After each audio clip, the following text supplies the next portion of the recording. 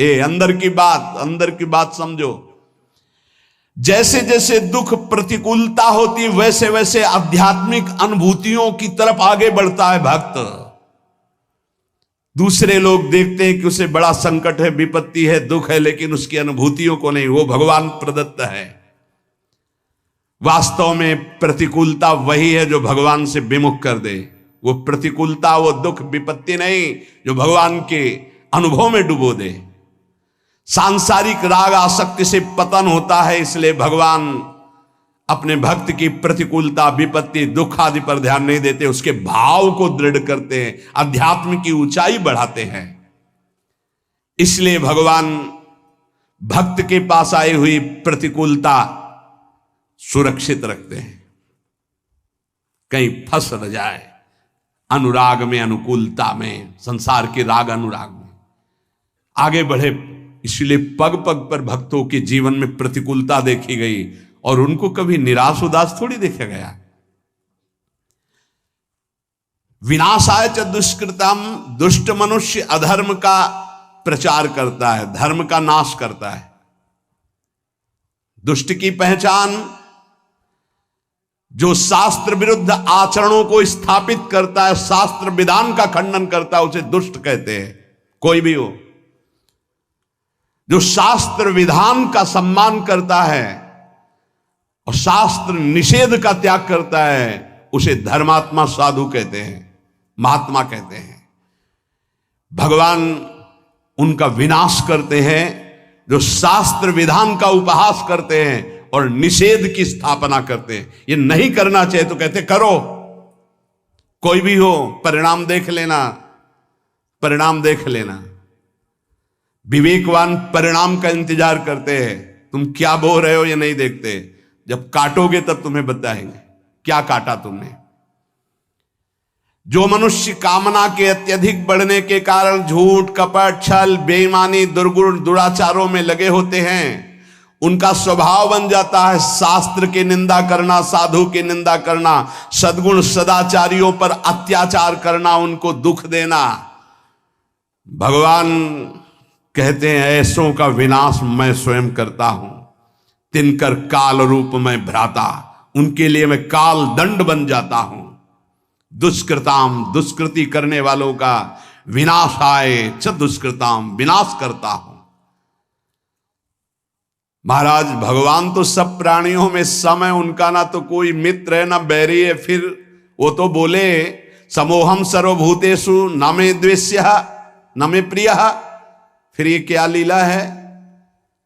अरे उनके लिए जैसे महात्मा तैसे दुरात्मा, वो तो सब में विराजमान है, उनके लिए न तो कोई द्वेष का पात्र न कोई राग का पात्र है। समाधान, उत्तर, संपूर्ण प्राणियों के परम सुहृद होने पर भगवान किसी से भी वैर नहीं करते हैं। पर ध्यान रखो, भगवान का एक वचन है, वो अपने शरणागत का पक्षपात करते हैं। हम भक्त पराधीनो असुतंत्र।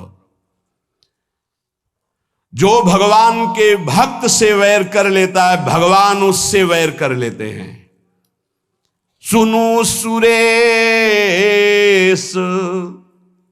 रघुनाथ स्वभाव, निज अपराध रिसाही न काऊ, जो अपराध भगत कर करई, राम रोष पावक सो जरई।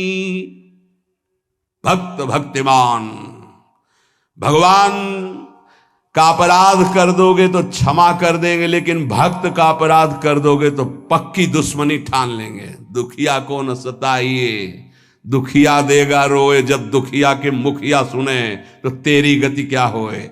एक काल के थप्पड़ में सब फैल जाता है। ये तो अभी जवानी है और बुद्धि चल रही है, तो जो चाहो बोल लो, समय आएगा बोलने लायक नहीं रहोगे, प्रार्थना करने लायक नहीं रहोगे। भगवान का स्वभाव है, उनका अपराध कर दोगे क्षमा कर देंगे, भक्त का अपराध करोगे सीधे वैर भगवान ले लेंगे। कौन निपट सकता है उनसे? भक्तों को कष्ट देने वाले, निंदा करने वाले, अपराध करने वाले दुष्टों को स्वयं भगवान अपना दुश्मन मानते हैं। पाप का विनाश भक्त करते हैं और पापी का विनाश भगवान करते हैं। ये पाप का विनाश भक्त करते हैं, पापी का नहीं। पापी का विनाश भगवान करते हैं। अगर भक्त की शरण में आ जाए तो पापी रहेगा ही नहीं, क्योंकि पाप नष्ट हुआ तभी तो वो साधु हृदय का संग कर पाएगा। साधु संग मात्र से संत दरस जिम पातक टरई। साधुओं का परित्राण भगवान जिस कृपा से करते हैं, उसी कृपा से युक्त होकर दुष्टों का विनाश करते हैं। क्योंकि साधुओं के परित्राण में भगवान का जितना प्यार है उतना दुष्टों से भी प्यार है। क्या? दुष्टों को मारकर परम पद देते हैं, साधुओं को प्यार करके परम पद देते हैं। क्योंकि वो वैर करते हैं, इसलिए उनको ऐसे भगवान उद्धार करते हैं। भगवान किसी के प्रति भी तनिक भी अमंगल भावना नहीं, पर भक्त के द्रोह करने के कारण जहां किसी भक्त को कष्ट दिया जाएगा, फिर भगवान उसे चैन से नहीं रहने देंगे। समय पर होता है, ये तत्काल थोड़ी होता है कि तत्काल तुम्हें देखें। गंगा किनारे एक परम महामहिम स्थान है, पूज्य स्वामी श्री आत्मा प्रकाश जी महाराज, बहुत ही महान तपस्वी, भजनानंदी, अखंड ब्रह्मचारी, ढूढ़ी घाट। हम लोगों ने दर्शन किए। अस्थिमात्र होए रहे शरीरा और तेजो में, ऐसा लगता भुवन भास्कर रामबाग से निकल रहे। इतना देखो तो तेजो में, नीचे का देखो तो अस्थिमात्र होए रहे शरीरा, लंगोटी जरा सा चला ऐसा। हनुमान जी महाराज विराजमान हैं। जब वो रामायण की चौपाई बोलते थे तो ऐसा लगता था ब्रह्मलोक से आवाज निकल रही, परम पवित्र। तो रात्रि में कुछ चोर आए,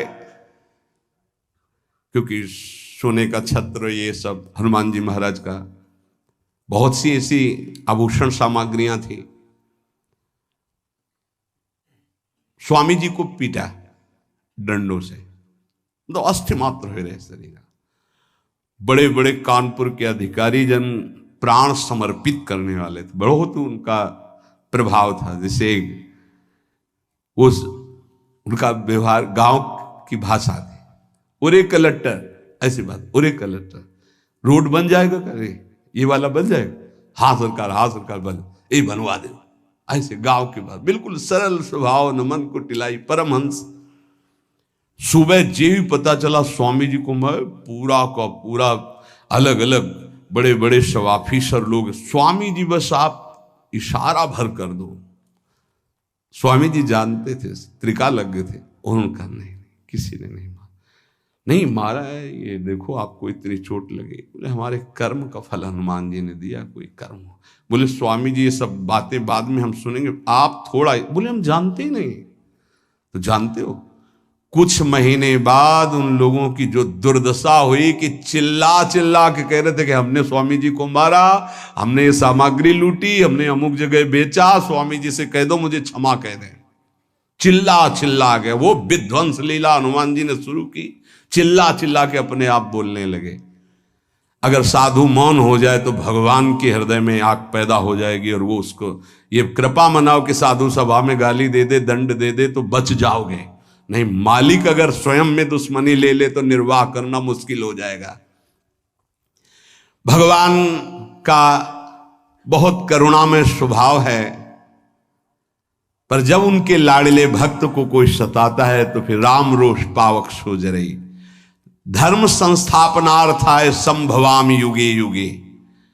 भगवान धर्म की स्थापना, भगवान धर्म को साक्षात धर्म स्वरूप है।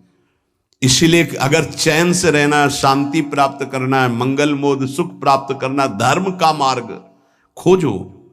धर्म किसे कहते हैं, उसके अनुसार चलो, परम धर्म का मार्ग स्वीकार करो।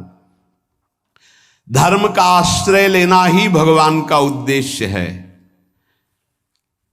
संस्थापना करने के लिए भगवान आचार्य गुरुदेव के रूप में प्रकाशित करते हैं। जब उसकी हानि होती है तब पुनः प्रकट होते हैं, विनाश लीला करते, फिर धर्म स्थापना करते हैं। संभवाम युगे युगे, आवश्यकता पड़ने पर प्रत्येक युग में कई बार अवतार ले लेते हैं। एक युग में जितनी बार जरूरत पड़ती उतनी बार, कभी कारक पुरुषों के रूप में, कभी संत महात्माओं के हृदय के रूप में। किसी भी संत के हृदय में बैठ गए, भारी प्रकाश, भारी प्रचार, वो भगवान कर रहे हैं। भगवान कभी नैमित्तिक अवतार, कभी अंश अवतार, कभी कला अवतार, विविध अवतारों के रूप में, लेकिन संत महात्माओं का यह नित्य अवतार है। भगवान तो सर्व समर्थ हैं, फिर संतों की रक्षा करना, दुष्टों का विनाश करना, धर्म की स्थापना करना, इसके लिए अवतार लेने की क्या जरूरत है? एक संकल्प से अनंत ब्रह्मांड प्रकट हुए तो उन दुष्टों का विनाश संकल्प से ही कर देते ना।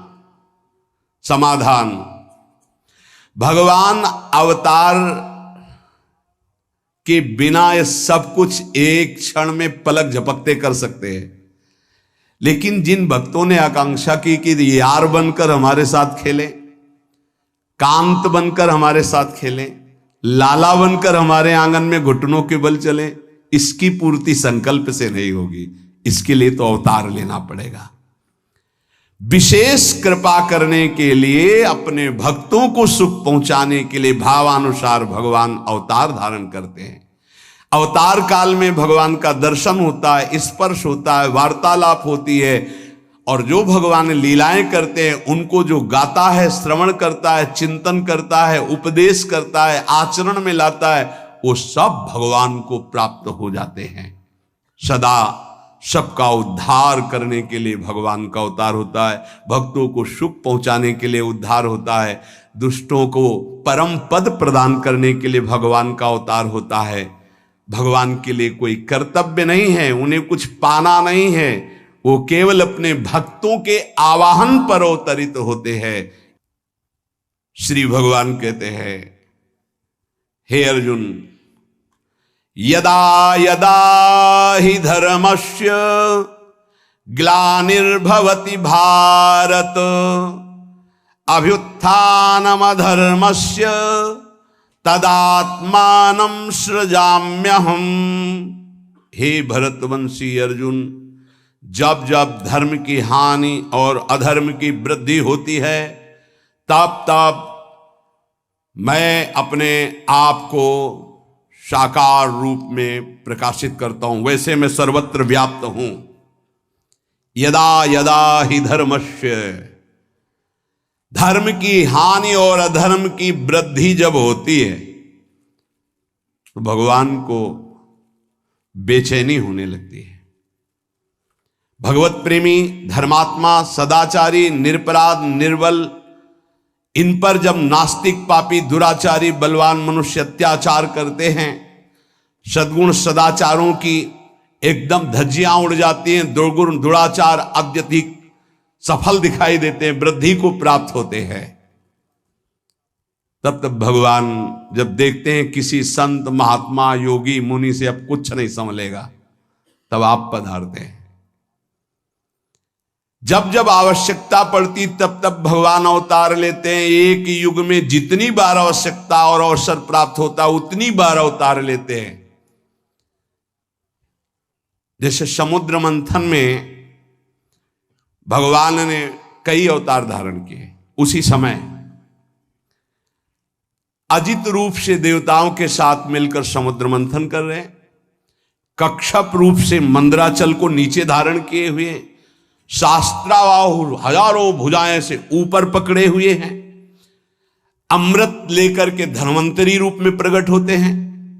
दैत्य लोग अमृत ले जाते हैं तो मोहिनी रूप धारण करके अमृत देवताओं को पिलाते हैं। एक ही लीला में कई अवतार धारण कर लिए। अधर्म की वृद्धि और धर्म का ह्रास होने का मुख्य कारण है नाशवान पदार्थों की ओर आकर्षण। जैसे केवल माता पुत्र पैदा नहीं कर सकती, पिता का संयोग अत्यंत आवश्यक है, ऐसे ही ये प्रकृति स्वयं रचना नहीं कर सकती, इसमें पिता परमात्मा की आवश्यकता, उसी के संयोग से ये संपूर्ण ब्रह्मांडों की रचना हुई है। प्रकृति और परमात्मा यही असली माता पिता हैं सबकी सृष्टि के।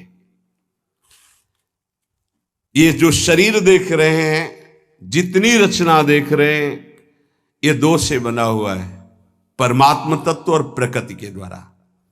हर जगह आपको दो मिलेंगे, कोई ऐसा कण नहीं जहां दोनों हो। सब जगह परमात्म तत्व व्याप्त है, कोई जगह ऐसे, मुर्दे में भी व्याप्त है। मुर्दे में वेन के शरीर को मथा तो भगवान निकल आए, पृथु भगवान का अवतार हो गया। खंबे से भगवान नरसिंह रूप में निकल आए। धन्ना जाट को भांग का सिलबट्टा दिया था, उससे भगवान प्रकट हो गए। कुत्ते से नामदेव, भूत से भगवान, कोई ऐसी जगह नहीं जो भगवान ना हो। और प्रकृति, ये जितना हमारे नेत्रों से दिखाई दे रहा, मन से सोचा जा रहा, सब प्रकृति के अंतर्गत है। गो गोचर जहां लगु मन जाई, सो सब माया जानो भाई, दो से ही बना हुआ है। बिना परमात्म तत्व के प्रकृति कुछ नहीं कर सकती। जैसे हाइलोजन है, बिजली से ही चमकेगा, इसमें चाहिए बिजली, पावर चाहिए, बिजली गई अंधेरा छा जाएगा। ऐसे प्रकृति एक यंत्र है, करण है, पर इसका कारण परमात्मा है। जितना जड़ चैतन्य सुंदर दिखाई दे रहा है, इसकी सुंदरता में श्री कृष्ण ही विराजमान है। परमात्मा और प्रकृति दोनों से ये बना हुआ है।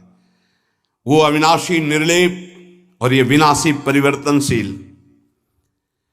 प्रकृति का जितनी रचना है वो क्षण क्षण नाश को प्राप्त होता रहता है, बदलता रहता है। वो एक रूप कभी नहीं रह सकता प्रकृति का। और परमात्मा कभी परिवर्तनशील नहीं होता, सदैव एक रूप रहता है। ऐसे ही भगवान का अंश जो, वो एक रूप अविनाशी चैतन्य घन। और ये शरीर सब परिवर्तनशील, ये पहले नहीं था, बाद में नहीं रहेगा, अब भी नहीं है, ये बदल रहा है एक एक क्षण। किंचन मात्र भी अपने स्वरूप में परिवर्तन नहीं हो परमात्मा, जिसका परिवर्तन वो प्रकृति। किंचन मात्र एक रस नहीं रह सकती, परिवर्तन ही परिवर्तन। जब कोई अनित्य उत्पत्ति विनाशशील प्राकृत पदार्थों से सुख भोग की इच्छा करता है तो उससे पाप बनने लगते हैं, पतन होता है। और ऐसे जिनका हृदय पतन हो जाता है, वो भगवान और भगवान के वाक्यों को स्वीकार नहीं करते। पापात्मा पुरुष जो पे दुष्ट हृदय सोई होई, मोरे सन्मुख आव कि सोई, पापवंत कर सहज स्वभाव, भजन मूर्ति भाव न काऊ।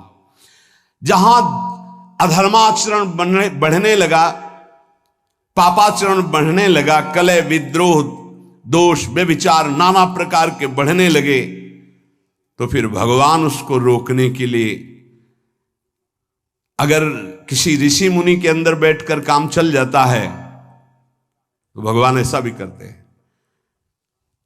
ऋषि मुनि के अंदर बैठकर काम चलने का मतलब, कोई भी ऋषि मुनि पाप को नष्ट करके उसको सौहार्द भाव, सत्य भाव में स्थित करता है, कभी वो पापी को नष्ट नहीं करता।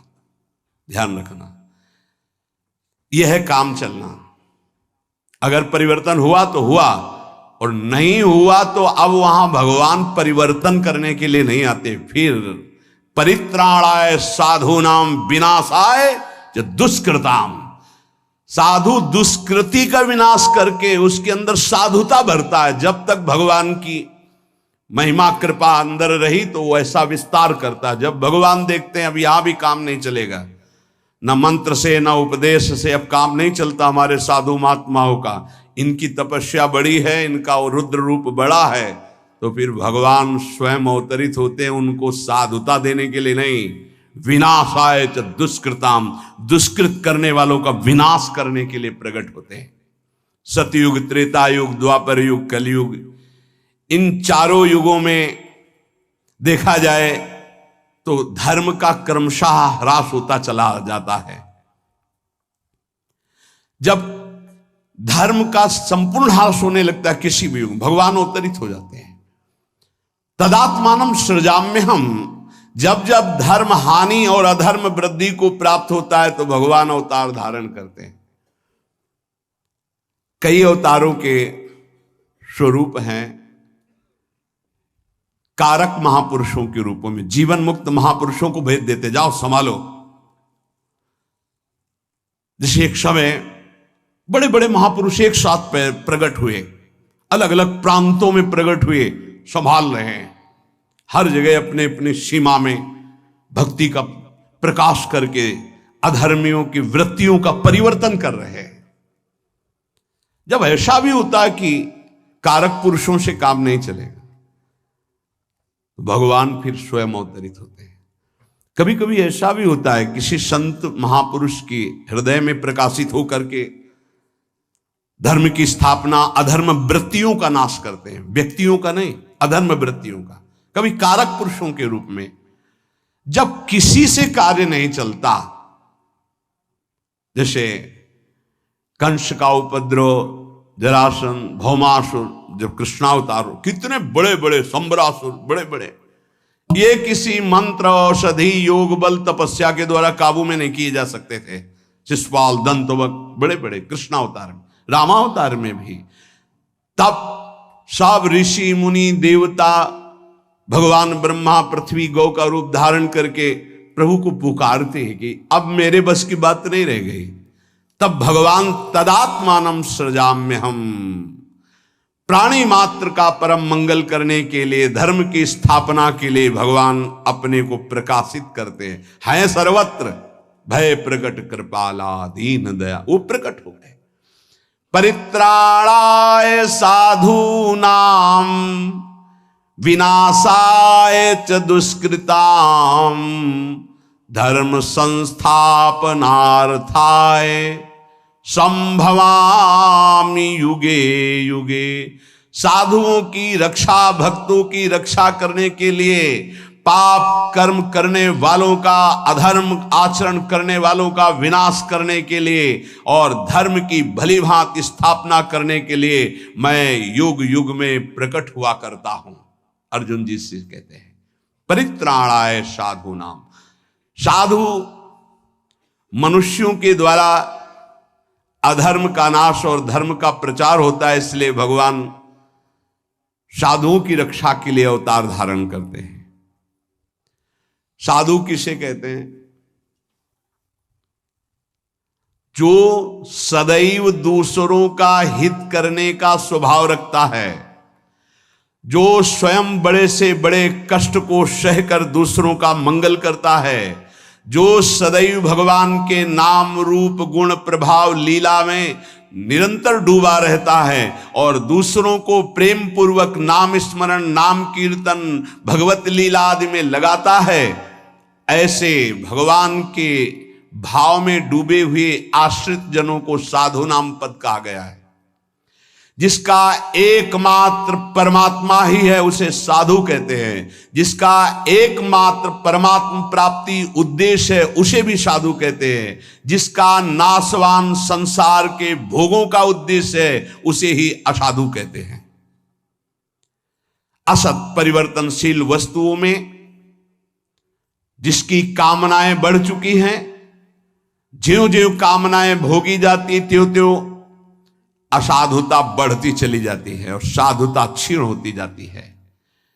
साधुता लुप्त हो जाने पर अधर्माचरण बुरा नहीं लगता। ध्यान रखना, जिसका पवित्र हृदय थोड़ी भी गलती करेगा तो जलेगा, और वही जब गलती पे गलती करता जाएगा तो फिर उसकी जलन खत्म हो जाएगी।